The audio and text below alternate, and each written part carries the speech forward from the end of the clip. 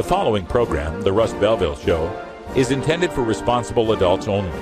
We advocate to the repeal of marijuana prohibition for adults.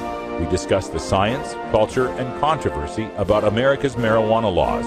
We do not advocate any illegal activity and encourage all listeners to learn their state and federal marijuana laws.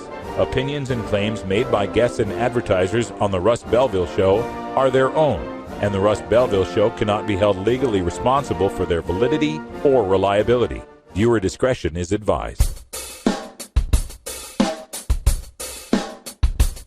You take a seed, you plant it, you grow it, you dry it, you roll it, you smoke it. You take a seed, you plant it, you grow it, you dry it, you roll it, you smoke it, and it goes down smooth. Hey! Spanning the continent to bring you the truth about cannabis and marijuana law reform. I smoke pot and I like it a lot. From the promise of legalization. And I think that we need to rethink and decriminalize our marijuana laws. To the agony of prohibition. One major responsibility is to encourage people to use less drugs. The Russ Belville Show, the voice of the marijuana nation. Yeah, I hear you had a question for me. Now, here's your host, Radical Russ Belville. Good day, tokers and tokettes, and welcome. We have made it to the weekend. It is Friday, May 3rd, 2013, and it's got to be 420 somewhere in the world, and it's got to be Global Cannabis March Day tomorrow in most of the world. Please check that out. We're going to get into that in Behind the Headlines. I'll tell you how you can find where your city is, how to get involved, their Facebook page, all that information coming up in our Behind the Headlines segment right after our headline news. Also on today's show, the return of the Celeb Stoner Update. We've got Steve Bloom from CelebStoner.com. He's also the author of Pot Culture and Reefer Movie Madness. He'll be here to give us an update on all the celebrities, entertainers, musicians, and sports figures that are getting involved with marijuana, either voluntarily or involuntarily in some of their cases. We'll check that out at 1:30. Also, we got time for a radical rant today at the end of the show. You know, I've got my eyes laser focused on Kevin Sabet and Project Sam, and the whole Project Sam crew went to the U.S. Capitol. They went to the House and were speaking at one of the committees for Representative Harris there. It featured Patrick Kennedy, Christian Thurstone, Kevin Sabet, a new person by the name of Fernandez I didn't recognize from Mexico, and of course a statement from Gil Kurlikowski. I'm going to tackle each one of those statements and show you just how full of crap each one of them are and how you can debunk this. They've got the big guns, folks. We got the PR going here. They're getting donations and money, and they're making a big splash. We've got to counter Project Sam at every possible opportunity. Also on today's show, it's time for your Daily Toker Tunes Rockin' Friday edition, and Herb Thrasher will be calling in. Of course, we are all just devastated by the sad news yesterday of the death of Slayer guitarist Jeff Hanneman. We'll be talking about that. Also, in honor of our Global Cannabis March coming up, we've got some Stormtroopers of Death with their march. And we've also got our 420 headline news coming up here right after this first break. We got a great poll out of Fox News to tell you about a Supreme Court decision in California that's due Monday. Maine is talking about marijuana legalization. The update on that Springfield repeal of the repeal city ordinance on decriminalization, and a little bit of sports that have something to do with both the New York Jets and the Oregon Ducks. Wow, lots of stuff to get to. We got a march as well. Plenty of stuff. Stay tuned for all of it. And your calls in hour 2.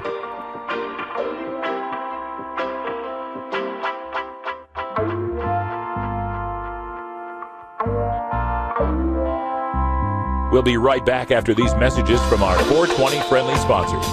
Support these advertisers because their ad money goes straight to the Russ Belville Show.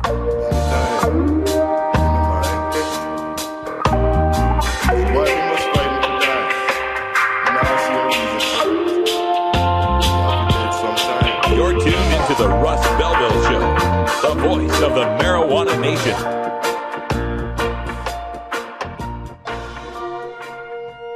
Hi, this is Dan Michaels. If you're looking for professional voice talent for your commercial or podcast, I'm your man. Visit danmichaelsaudio.com for more information.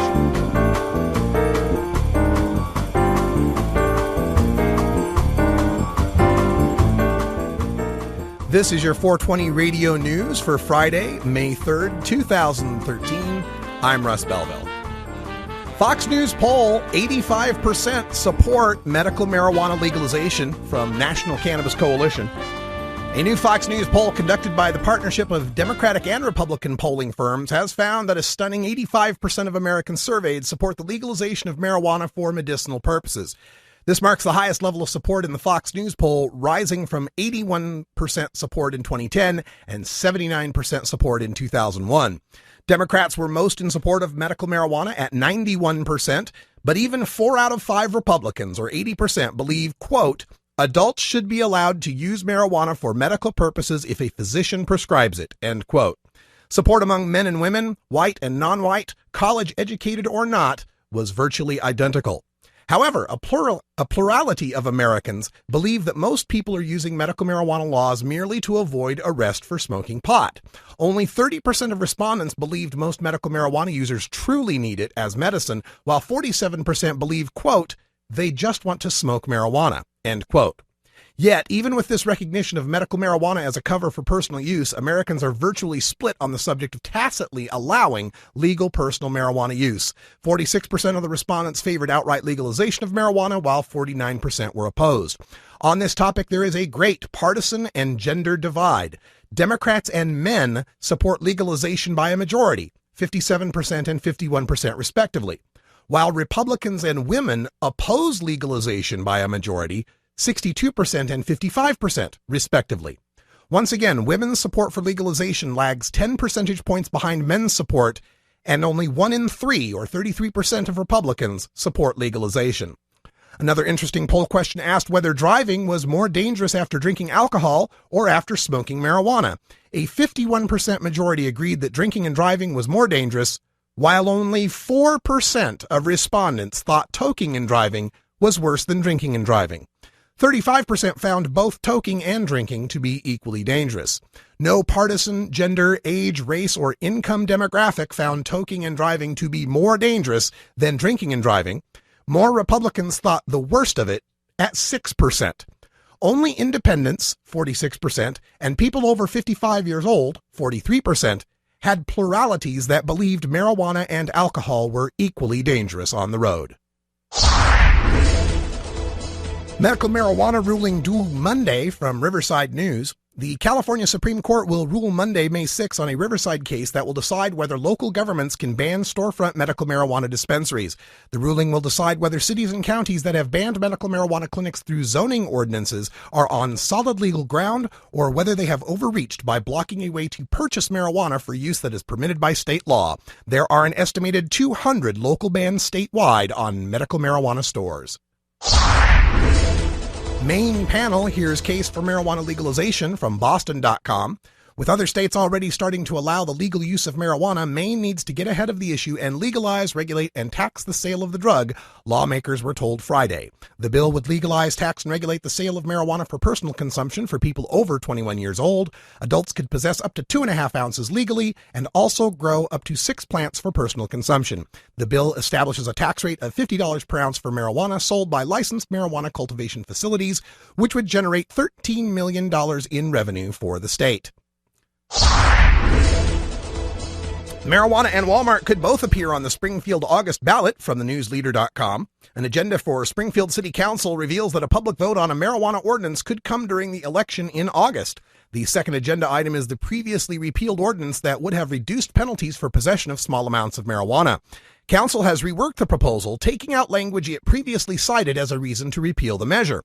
Petitioners had enough signatures on an August campaign to force the council's hand on the issue. In a controversial move, the council adopted the ordinance change, but then immediately repealed it, citing issues in the petition language that conflicted with the Springfield City Charter. That included expunging conviction records and creating a citizen oversight committee. Council has now returned with an amended version of the proposed ordinance change, which would get rid of the committee and would not expunge the records. It does, however, limit punishments to $150 fine for 35 grams or less of marijuana.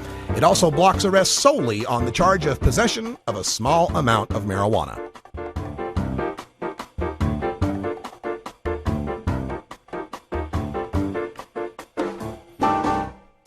This has been your 420 Radio News for Friday, May 3rd, 2013. I'm Russ Belville.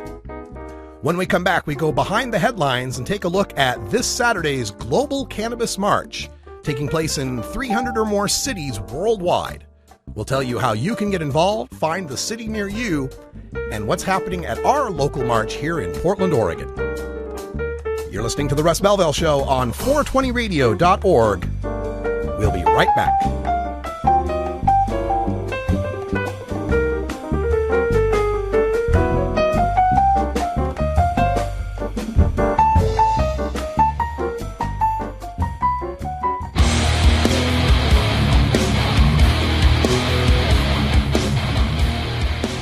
Herb Thrasher from the Herb Thrasher Flower Hour. Now get ready for Herb Age Designs for the proud cannabis consumer.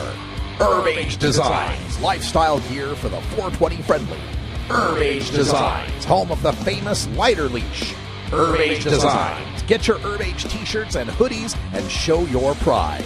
Herb Age Designs, we've got frisbee golf discs and durable hemp gear. Herb Age Designs. We've got shot glasses, drinking glasses, coffee mugs, and beer cozies. Check us out on Facebook and online at herbagedesigns.com. And follow Herb Age and Herb Thrasher on Twitter. We'll see you at this year's Hemp Fest. Crank it up.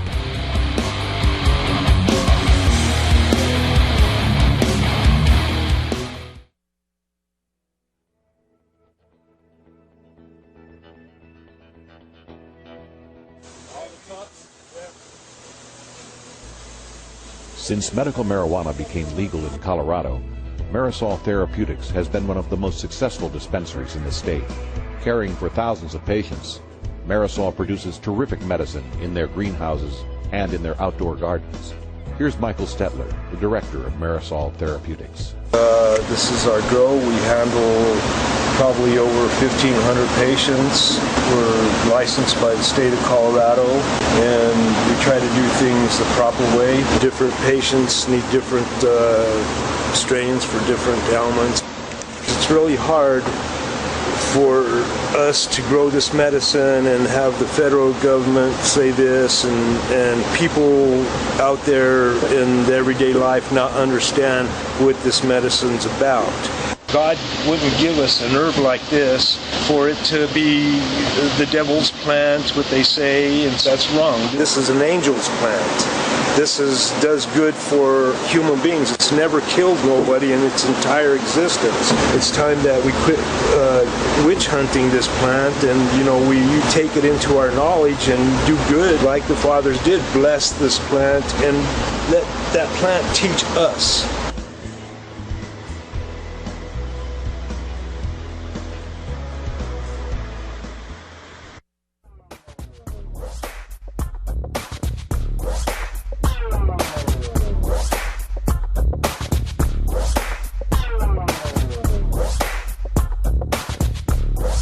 Cannabinoids and health. Cannabinoids.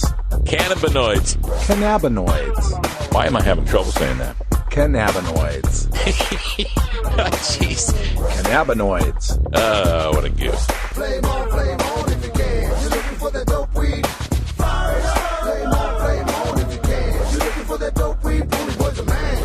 Welcome back. Time for us to go behind the headlines. And today we're taking a look at the Global Cannabis March taking place this Saturday, May the 4th, also known as Star Wars Day. May the 4th be with you, of course. And we will be there at Pioneer Courthouse Square tomorrow. So we will probably be starting about 11 a.m., but I'm sure I'll be there sooner, setting up PA and all the gear. If you are listening anywhere from around the world, you can find where your local edition of the Global Cannabis March is. They have set up a wonderful wiki for this, so it can be easily updated by everyone who's involved. And it's a pretty long address, so I've given you a short link for it. If you go to rad-r.us/MJ March, and you got to capitalize MJM in that link. So it's rad-r.us/MJ March with a capital MJM. And that link will take you right to where the United States listings are. You can scroll up and down to find your city. And if you scroll further up or down, you'll find the rest of the world. Go all the way to the top. They've got a handy map of the of the earth, and you can click on your continent and find where there is a march near you. Now, here in Portland, Oregon, like I mentioned, we're starting at 11 a.m. And first of all, I want to give big thanks and a shout out to Iko from Oregon Normal. He's the executive director of Oregon Normal. He's also the videographer on the Herb Thrasher Flower Hour for coordinating the march this year, getting the square taken care of, all the permitting and that stuff. We are going to have music and booths and vendors and all sorts of information for people from 11 to 2. There for the Global Cannabis March. So when you show up at 11, the host of the march is our very own Herb Thrasher. He'll be calling in just a little bit for our Rockin' Friday. Herb Thrasher will be the opening ceremonies and talking about freeing the drug war prisoners. And then we'll have music from some great local artists. At 5 after, we'll start with Justin James Bridges. And you've met Justin James Bridges on our show before. He was involved with Occupy and got beaten by Portland cops, beaten into a wheelchair, as a matter of fact. I think he may be out of it at this point and walking with a cane. But Justin, from getting beaten at Occupy, met two other musicians who pulled him away from the cops, and they formed a band. So I don't know if the whole band will be there or if it'll just be Justin, but we're looking forward to that set. Also at 11:30, Tim Pate, along with John Cornett, will be at the rally as well, playing some of their acoustic music, so check that out. At about 11:45, we start getting people together for the march, and the march leaves promptly at high noon. I mean promptly. This is my 8th Global Marijuana March. It could have been my 9th, except in 2004, when I arrived for the march, I got there about 5 after noon, and nobody was there. They leave right at noon atomic clock time. So make sure you get there a little bit earlier so we can get a sign in your hand, or we can get you organized for how we're going to participate in this march. We anticipate anywhere from 500 to 1,000 people in the Portland March, maybe more. It's going to be a gorgeous weekend in Portland, so there's no reason for anyone not to attend the march. Even if you're mobility impaired, if you have difficulty with marching a long distance, we have the Cool Bus. The Cool Bus is a biodiesel powered school bus, basically, biodiesel powered school bus that people with mobility issues can load up into. The bus follows the march, and then everybody's, waving and yelling out the windows. It's a really, really great addition. We also have an ASL interpreter for those people with hearing issues. You'll be able to read the sign language for everyone that is giving their speeches.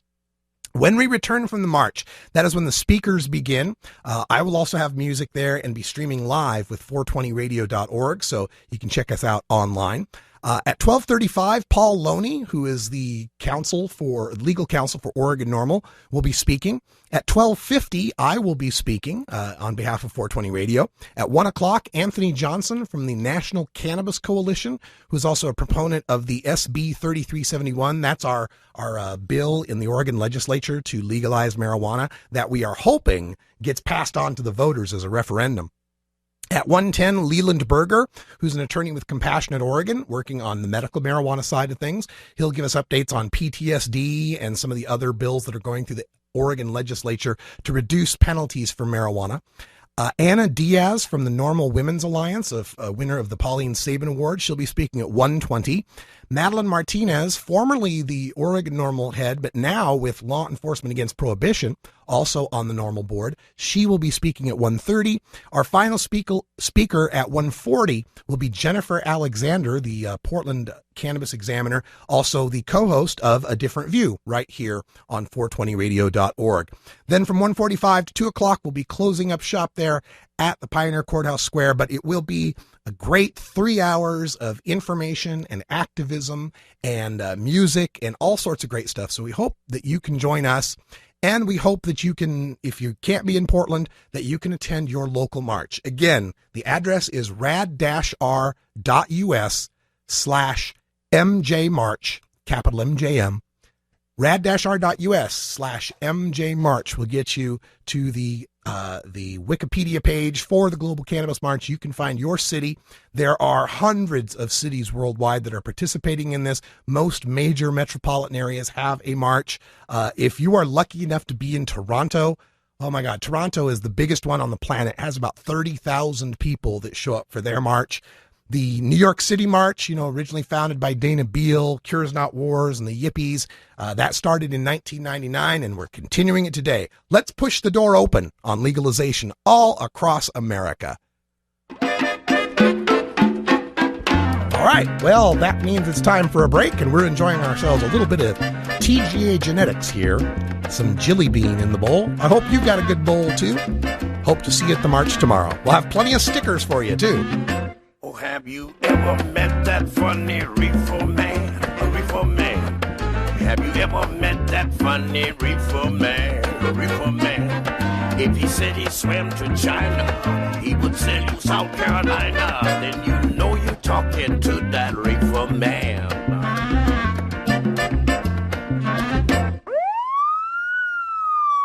Normal Show Live reminds you to never consent to a search. If you're holding and you consent, in most states you will be arrested immediately and you will go to jail. If you don't consent to a search, police may try to intimidate you by threatening to bring in drug-sniffing dogs or try to fool you by saying things will go easier if you consent. Yeah, easier for them, sure. Stand your ground, refuse the search, and ask the officer if you're free to go. If they still detain you and eventually find your contraband, you'll be no more busted than if you had allowed the search.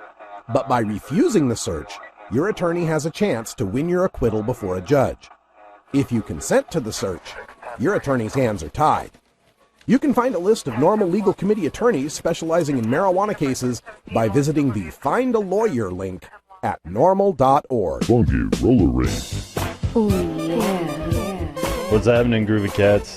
This is your Funk Master of Ceremonies, Big Daddy, and I want you to join me every Thursday night at 11 Eastern, 8 Pacific, right here at the Funky Roller Ring. Oh, yeah. Your home of soul, funk, and disco, baby. Funky-licious. There's always a party at the Funky Roller Ring.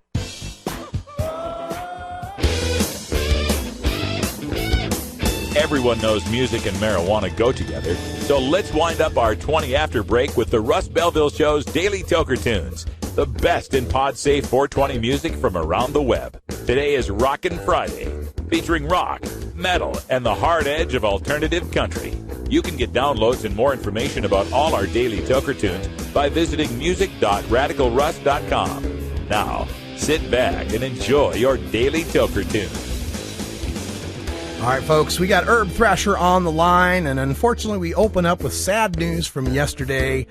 Jeff Hanneman, the guitar player for Slayer, passed away at about 11 a.m., and everyone was shocked by this news, Herb. Was there any indication that he had any sort of health problems or anything like that? Man, it's just, it's an unbelievable, sad story, and it did hit us like a ton of bricks.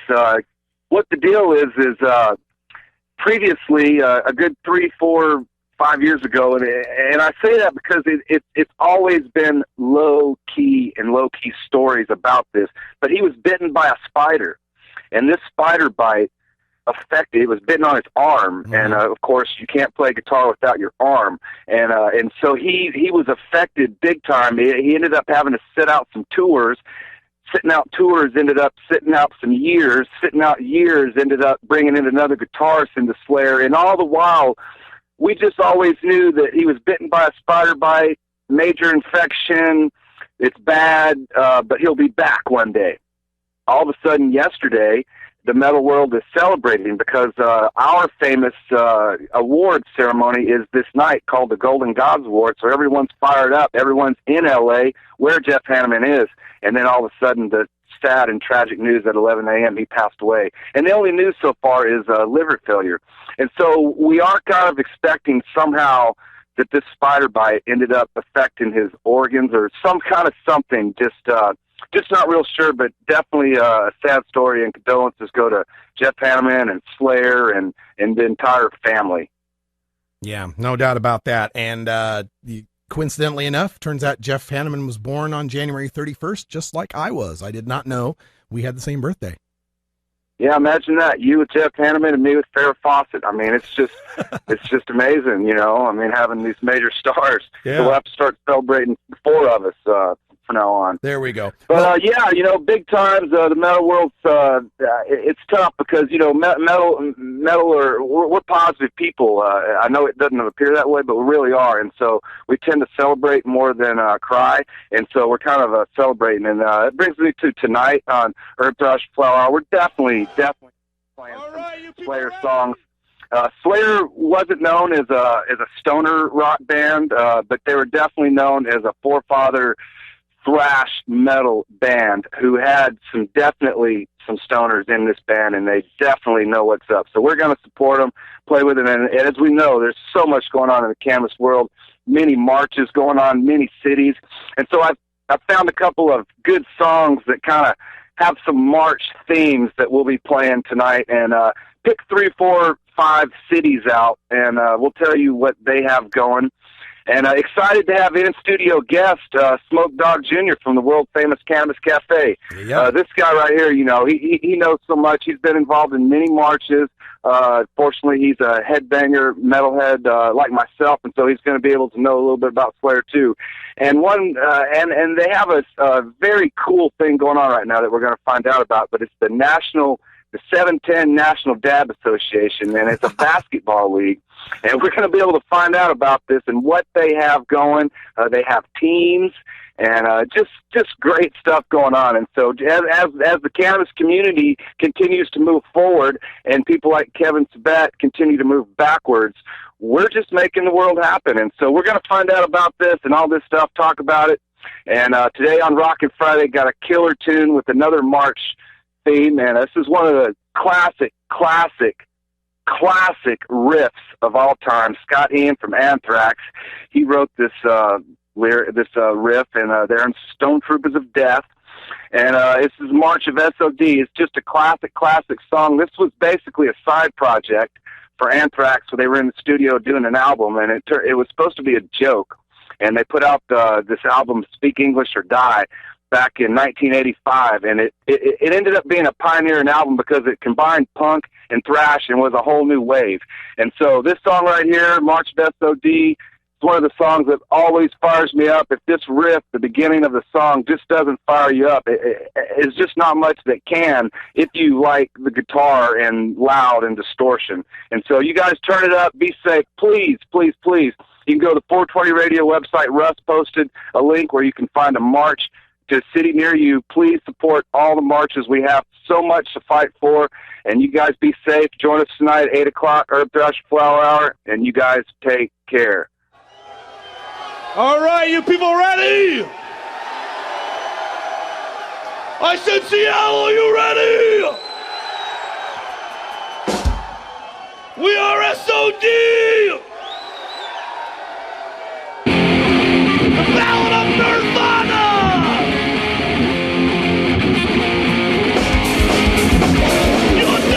Thank you very much, Seattle. Good night.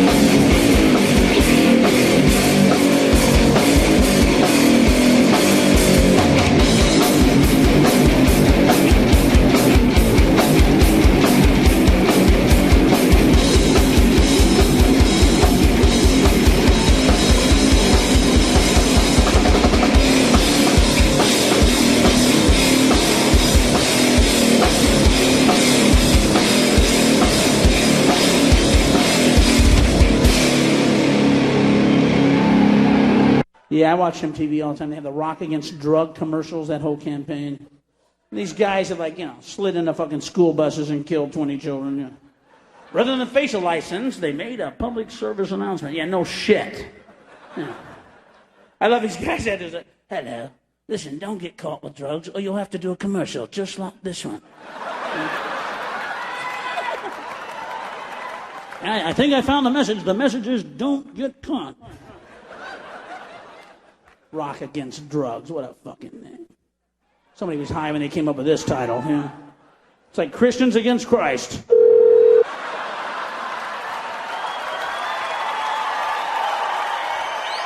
Rock created drugs. What are they talking about? They go together, folks.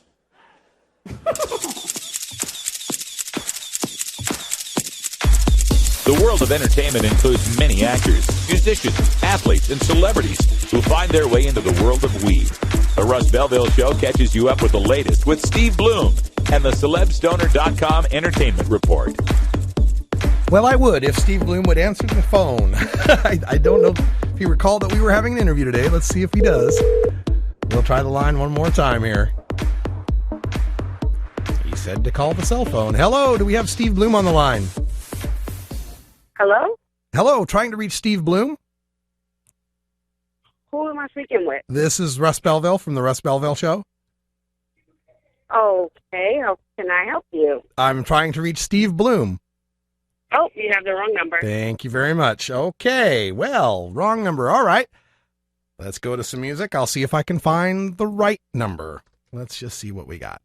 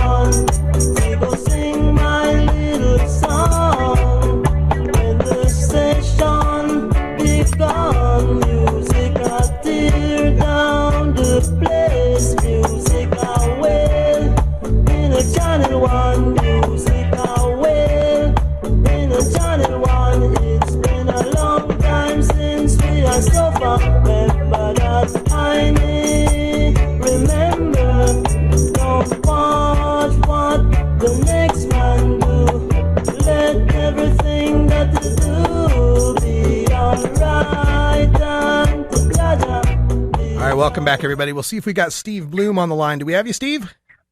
That's me. Oh, glad to have you. I must have got a typo in your phone number there, but glad to have you here. Celeb Stoner Entertainment Report from CelebStoner.com. And been a while since we talked. We're getting ready for the Global March coming up tomorrow. Are you getting ready for that as well?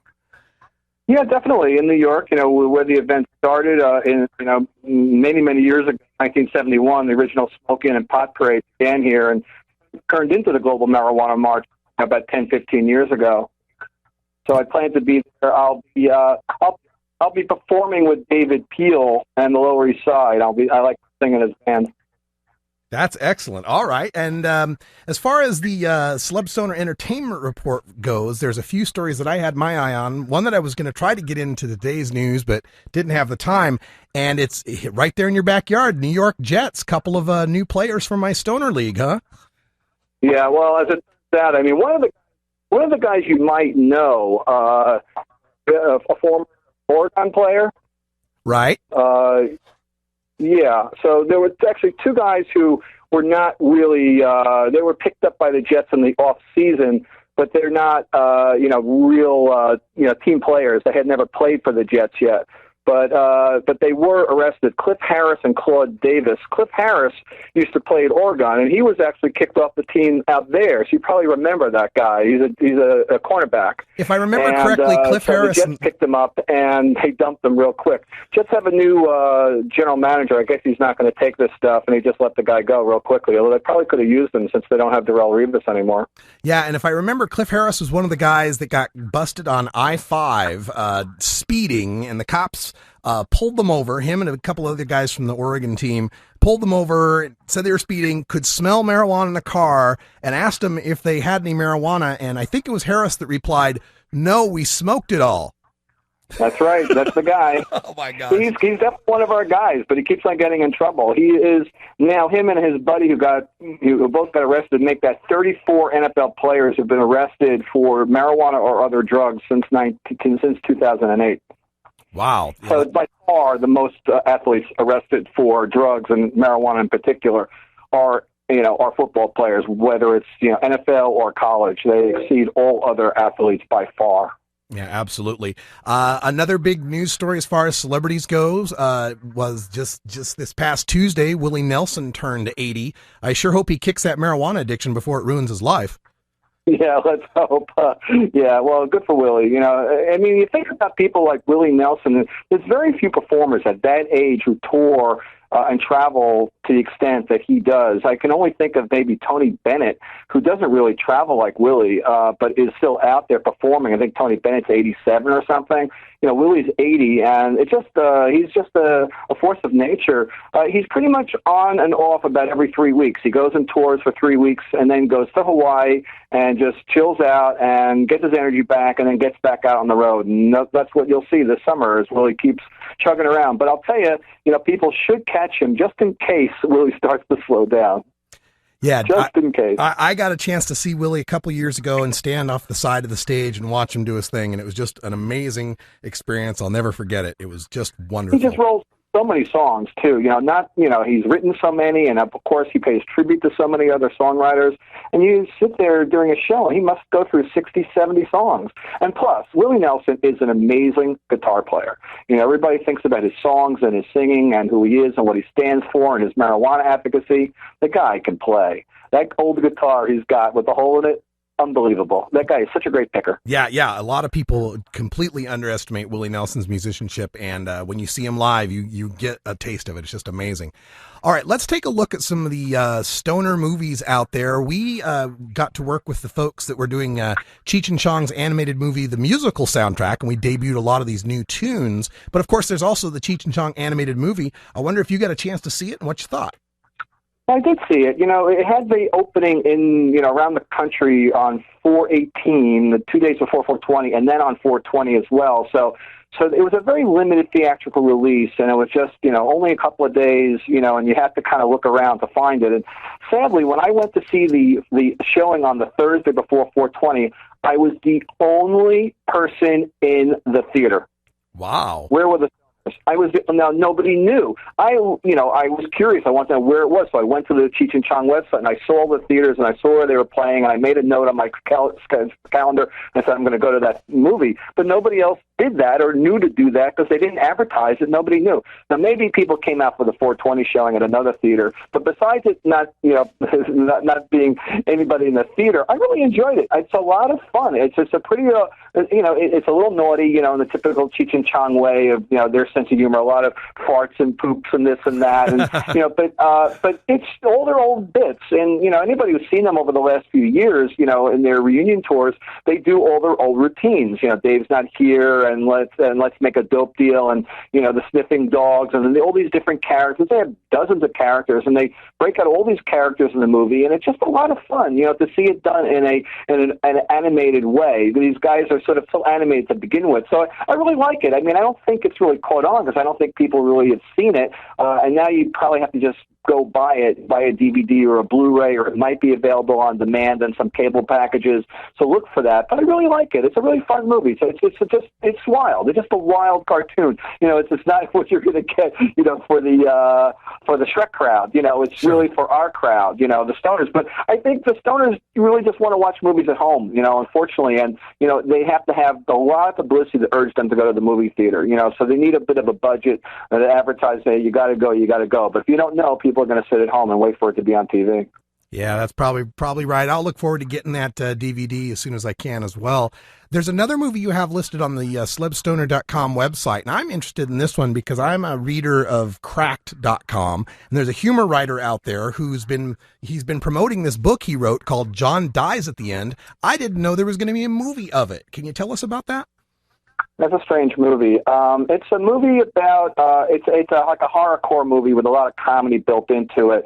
There's a lot of like exploding heads and guts and these large insects pouring out of people's bodies and stuff.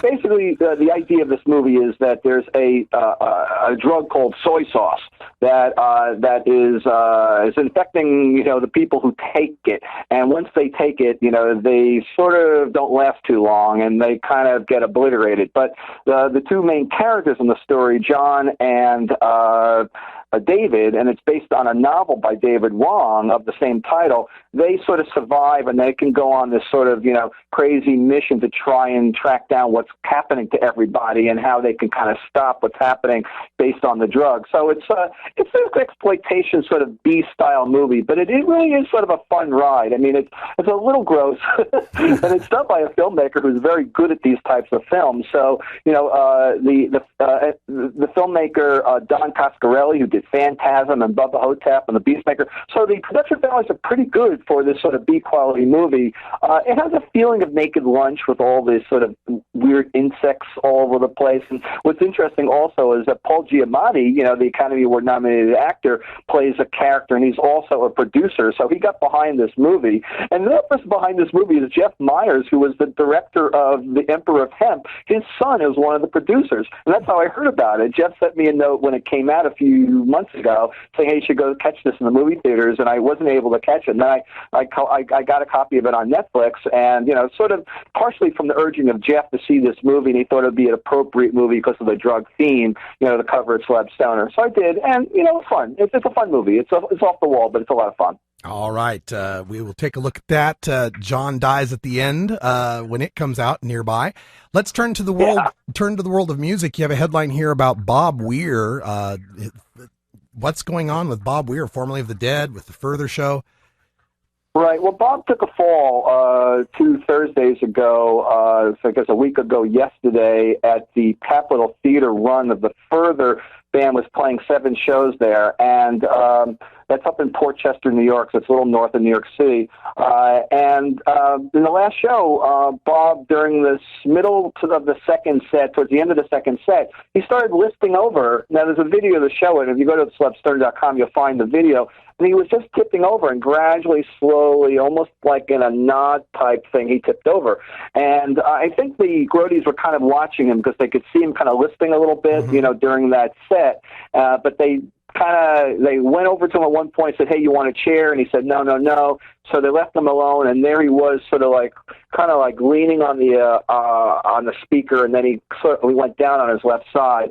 They ran over and picked him up, dusted him off, put him back in a chair, and then, sort of typical Grateful Dead style, they just kept playing. It's like if an athlete goes down on the court, in basketball, you call a timeout, you see if he's okay, and maybe you take a break until he gets off the court. No, not in a Grateful Dead show. They've seen it all. So, they've seen Jerry Garcia go through similar, not they fell down, but, being kind of a little out of it on stage, forgetting words, a little drugged out, they've seen it all. They've seen a lot of their band members die over the years from drugs. So I don't know. They don't stop. They did not stop. The music went on for another 10 minutes, Bob sitting in a chair. Then they took a break. They went off stage. Bob did not come back. The band came back, finished up the show. Phil Lesh, who more or less leads the group, said that Bob's had a little problem tonight, but we're going to keep going. And they finished the set, and then they played another show the next night in Atlantic City, which Bob played at. So it seemed like he was okay, recuperated. But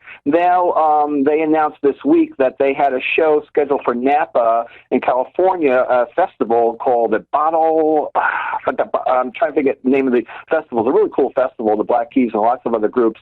And they canceled their performance on May 9th there. So that has led people, the rumor mill, to question what's wrong with Bob. Now, Phil Lesh said that he had hurt his shoulder, and maybe they were hinting that he was on some painkillers, and that made him a little groggy, and that hence why he fell. That could be the complete explanation. But a lot of other people in the Deadhead community wonder whether Bob does have a drug problem. I've been told that he doesn't, in terms of anything heavy like heroin, which is being kind of speculated. I've been told by someone in the know that that's not the case. However, we don't know where he is now, whether he's in a rehab rehab or whether he's just getting better. But they have delayed, they postponed a performance, and now they're gearing up for a short kind of swing back east in July, and then they've got some shows, Red Rocks, and some California shows in September and October. It's not a really busy schedule, so I think Bob can probably handle it. But I guess you wonder, maybe sometimes it's hard standing up there at 65 years old on stage for hours. Maybe you do get tired and your legs get a little wobbly. It could happen. Yeah. I feel a little wobbly sometimes myself when I'm standing for hours at a concert. So, maybe it's just everybody's reading into it. But there is some suggestions that this is not the first time. Bob's left a couple of shows in the past. He's forgetful of words. So people are speculating that he's got a problem. Well, that's sad to hear. We'll see how that turns out on our next edition of the Celeb Stoner Entertainment Report. Steve, before we let you go, any other announcements you need to make or plugs that need to get out there? I always appreciate you allowing me to do this. So right now, what I'm most excited about is the new Celeb Stoner. We spent some time retooling the site and rebooting the site in the last couple of months. So I think if people go to the site, they'll see a new look, a nice clean look that was designed by Garrett Overstreet, my buddy from Tulsa Normal, and webmaster. And so, we have a new style. Hope people come back to the site and take a look at it and support Celeb Stoner. But I just came back from Denver where I saw you. So we were at the expo and the big High Times blowout. Unfortunately, we weren't at Civic Center that day, so we stayed away from the panic. We're in a nice, peaceful environment. But right now, kind of laying low. I may go to Seattle Hemp Fest, and I may see you out there in August. All right. Well, thanks so much for everything you're doing out there. Keeping track of the sports and entertainment, movies, all that stuff. Celeb Stoner Entertainment Report. We'll talk to you again real soon. Thanks, Steve. Thanks as always. All right. When we come back, we'll have time for a radical rant. Project Sam was on Capitol Hill delivering 40,000 signatures to keep marijuana prohibition in place and their profits. We're going to tackle that, tear it apart, poke it with a stick. Be right back. Smoke trees till you get what you need now. Designer drugs and minted smokes to get through the day. You always get them so high. We'll be right back after these messages from our 420 friendly sponsors. Support these advertisers because their ad money goes straight to the Russ Belville Show. You're tuned into the Russ Belville Show, the voice of the marijuana nation.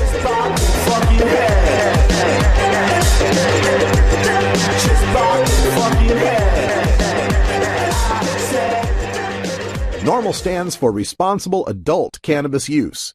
If cannabis use is causing problems in your life, consider taking a break or seeking medical assistance. Consider ceasing cannabis use if you have a family history of mental illness. Don't drive or operate heavy machinery while impaired by cannabis use. Cannabis use is not without risks, even though the risks are far less than those posed by legal drugs. Look, when I was a kid, I inhaled frequently. That was the point. Remember, Mr. President, you once were just one bust away from being Barry the drug criminal. Life ain't a box of chocolates gum. That's why people smoke weed and take bumps and drink way too damn much and get drunk. You want answers? I'm as mad as hell, and I'm not going to take this anymore. You want answers? You have offended my family. I think I'm entitled. You want answers? I want the truth. And you have offended a Shaolin temple. You can't handle the truth. Surely you can't be serious. I am serious. And don't call me Shirley. Radical rant. All right, folks, my adversary, my Lex Luthor, my Joker, Kevin Sabet. You know him in Project Sam, which stands for Smart Approaches to Marijuana. And they have gotten together and gone to Capitol Hill, according to their latest report that's on their Learn About Sam website. They say they held a briefing at the House Rayburn building to discuss the link between marijuana and mental illness, and also presented 40,000 signatures to the House and Senate leadership in support of marijuana prevention and in opposition to marijuana legalization.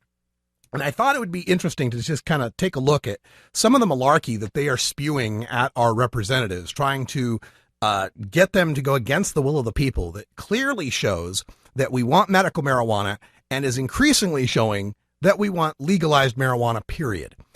First of all, Patrick J. Kennedy, PJK4 Brain Health on Twitter, by the way, Patrick J. Kennedy, his thing's all about the mental illness side of things. So he said, quote, "Science has revealed more about the link between mental illness and marijuana use in the last 10 years, and it is important that the American people understand that as we make critical policy decisions in the coming years." End quote. The link between mental illness and marijuana use. You know what the link is between mental illness and marijuana use? Anytime Patrick Kennedy thinks about marijuana use, he goes mentally ill. That's the only link there is, people.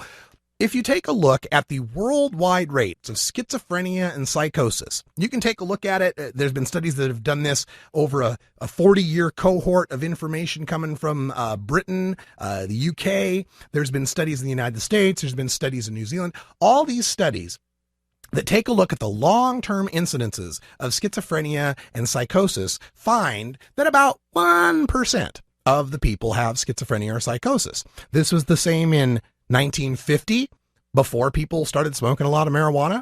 It was the same in 1960s as people smoked more marijuana. It was the same in the 1970s as we approached the greatest use of marijuana in this country. It was the same in the 1980s and 1990s as marijuana use decreased. And it's the same now in the 21st century. Marijuana use does not cause mental illness. There is no causal link between the two. Now, if somebody might be predisposed to mental illness, if they have that running in their family, there is some evidence to show that marijuana use may bring that on or exacerbate it, but it does not cause it. Someone who is mentally ill is mentally ill. Someone who is not mentally ill is not going to become mentally ill from the smoking of marijuana, period. Now, Dr. Christian Thurstone was also there. Now, he's the director of Colorado's largest youth substance abuse treatment clinics. So he needs that steady stream of court-sentenced people to rehab. We've covered these statistics before from the treatment episode data set that show for every one person who chooses to go into rehab for marijuana, there are 4 people who are forced to go into rehab for marijuana by the court systems. He said, quote, "Colorado is already seeing the deleterious effects of a very loose medical marijuana system. Now with legalization, we are witnessing how big marijuana, that is a new industry dedicated to profiting off legal marijuana use, is influencing youth behavior." I'm surprised that Patrick Kennedy let him take the big marijuana angle. Let's talk about big marijuana, because there currently is a big marijuana, except it goes by the name Marijuana Grande. It is the Mexican cartels that currently control the marijuana market in most American cities. We already have a big marijuana, and we've already seen how it influences youth behavior. It has created the profit motive that gives 1 million teenagers a job in dealing marijuana. We have 44% of our American school children saying they know someone they can get drugs from at their school, and 91% of the time that drug dealer has marijuana in the schools. Today, if a youth wants to get a hold of marijuana, he can do so without ever interfacing with an adult. He can go straight to his own teenage weed dealer. Now, that is not the situation with tequila. If a kid wants to get a hold of some tequila, he has to interface with an adult at some point. He's got to steal it from an adult's liquor cabinet. He's got to find some adult that will go into the liquor store and buy it from him. Or he's got to go in and try to buy it from an adult clerk with a fake ID. But somewhere along the line, there will be an adult involved. Will this completely end kids getting a hold of tequila? Well, of course not. Kids get a hold of tequila all the time, but they have to corrupt an adult to do it. With marijuana, they do not. If we can control tequila, why can't we control marijuana the same way? And of course, Dr. Kevin Sabet was there as well at the House Rayburn building, discussing how the science of marijuana should lead policymakers to take a more nuanced view of policy moving forward. He said, quote, "We are on a 100-mile-per-hour freight train heading right towards legalization, and yet we have not, as a country, had a reasonable discussion about the possible negative consequences of such a policy." Really, Kevin? Because we've been talking about it since 1970. There has been a policy discussion regarding marijuana legalization. It's just your side has refused to engage in it until we finally legalized in 2 states. We've been discussing this for quite a long time, Kevin. He continues, and hold on to your hats for this one. He says, quote, such consequences will hit the most vulnerable first, like young people, communities of color, and those predisposed to mental illness. Don't we at least owe it to ourselves to carefully weigh any gains of such a policy with the potential risks? Kevin Sabet, did you just tell us that legalizing marijuana will be worse for black kids? Legalizing marijuana will put black kids, Latino kids in jeopardy more so than the current prohibition already does, where 85% of the people stopped and frisked in New York City for marijuana are black or Latino, where blacks have a 7 times greater and Latinos have a 4 times greater chance of being arrested, convicted, and imprisoned for marijuana crimes than their white marijuana using brethren, despite the fact white people and black people use marijuana at about the same rates and Latinos use it far less than white or black people. And you think legalizing it is going to be worse for black and Latino people? Really? Really? What planet are you living on? Do you really think that the black community would feel better about perhaps having a marijuana store on the corner that has security cameras and checks IDs than having teenagers on the corner selling weed to whoever comes in from the suburbs? Don't you think the black community might appreciate having lawful, law-abiding, court and lawyer-using marijuana businesses that pay taxes and contribute to their communities than to have the current situation where people who deal marijuana illegally tend to shoot at each other? Really, Kevin, that's just astounding you could say something like that. But not quite as astounding as this next one. Treatment leader Carmen Fernandez of Mexico discussed how legalization would hurt the Mexican people. Quote, marijuana legalization in the U.S. will destabilize our country. That is why nearly 40,000 people have signed a petition to the U.S. Congress to not legalize marijuana, but rather focus on reducing the insatiable demand for the drug, end quote. Really, Carmen? Legalizing marijuana in the U.S. will destabilize Mexico more than it's already destabilized? You're going to have more than 60,000 murders over the span of a few years? You're going to have more people burned and tortured and hung from your bridges? Really? You're going to have more police forces that are corrupted? You're going to have more businesses choosing plata o plomo, a bullet or a bribe? Really? It's going to... Carmen, can you tell me how many shootouts and deaths there have been in the war between Corona and Dos Equis? Or between Jose Cuervo and Patron?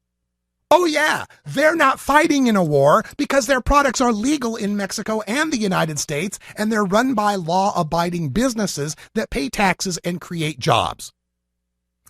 But the most offensive part of this presentation of Project Sam at our capital has to do with Gil Kurlikowski, our drug czar, threatening our state officials, including the Colorado Attorney General, threatening them that they have to enforce federal law. Kurlikowski said, quote, no state, no executive can nullify a statute that has been passed by Congress. Let's be clear. Law enforcement officers take an oath of office to uphold federal law, and they are going to continue to pursue drug traffickers and drug dealers. He is threatening the sovereign states of Colorado and Washington, despite the fact that Supreme Court case after Supreme Court case have already set the precedent that local officials, state attorneys general, county sheriffs, state police are not in the job, nor are they forced to have to enforce federal law. You want to enforce prohibition in Washington, Colorado, you're going to have to send the DEA to do it, Kurlikowski, because our states aren't going to do it for you anymore. We're not carrying water for prohibition. We're not going to be the foot soldiers in your federal insanity anymore. The people are behind us, majorities now, even majorities within older people and Republicans and independents believe this has to end. We'll talk more about this in hour 2. Toker Talk Radio. You can call in at 971-533-7111. For Brian the Red, I'm Radical Russ. Thanks for joining us, and until next time, take care of each other, Tokers. This is the Russ Belville Show. The Russ Belville Show is blogging and podcasting daily at radicalruss.com. it, you grow it, you dry it, you roll it, you smoke it. You take a seed, you plant it, you grow it, you dry it, you roll it, you smoke it. You take a seed, you plant it, you grow it, you dry it, you roll it, you smoke it, and it goes down smooth.